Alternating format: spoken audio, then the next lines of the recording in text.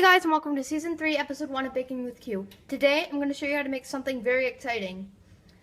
You can tell I'm very excited. I'm not going to tell you what it is. You're going to have to write down in the comments below what you think we're going to make. The first person to answer this correctly will be able to, I'll give them a shout out at the end of the next video.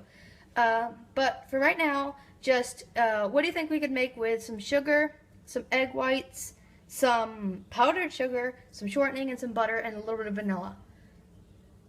So pause the video right now and write down what you think we could make in the comments below.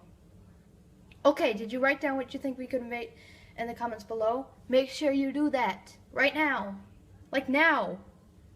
I'm giving you lots of opportunities to do it. Okay. Now that I think you wrote it down in the comments below, I'm going to tell you the answer. The answer is Swiss Merengue Buttercream. Now you can use butter or margarine. I'm going to use margarine because my friend is lactose intolerant. And you will need 2 sticks plus 5 tablespoons of butter or margarine. You will also need a cup of sugar, cup and a third of powdered sugar. You'll also need a half a cup of shortening. So what we're going to do is, I have a pot over here. You see this pot? I have a pot of water boiling back there, but what we're going to essentially do is take our bowl of egg whites and sugar, and let's pretend there's boiling hot water in here. You can also, you'll need a thermometer as well, I forgot to mention that, but just place it on top. And what we're going to do is actually put on gloves, or you can use a whisk, and we're going to whisk it together until all that sugar is melted, which will happen at about 120 to 125 degrees.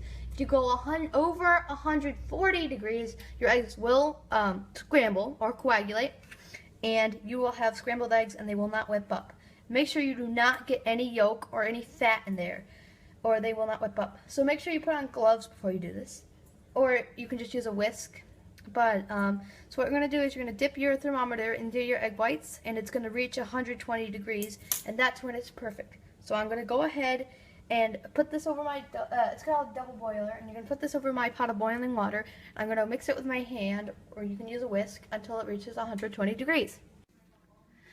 Okay, I filled up my bowl with the egg whites. I'm just going to put my whisk down in, make sure your whisk is very clean, no fat, and you're just going to whip it for about 5 minutes or until stiff peaks.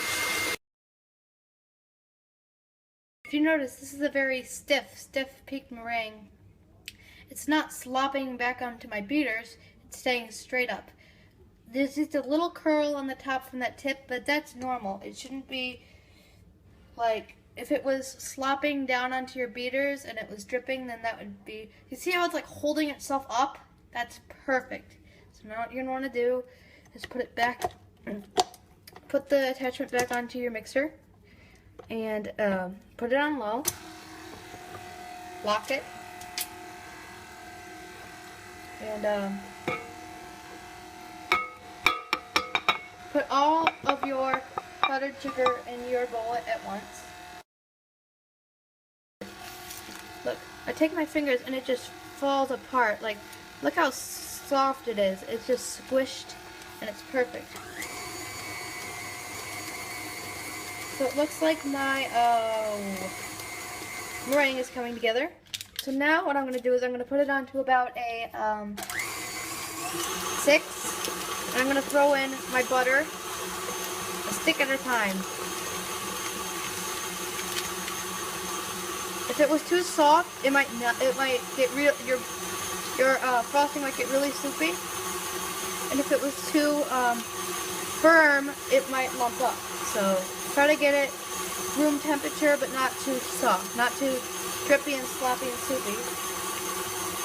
And just put this on high, and then add in your shortening.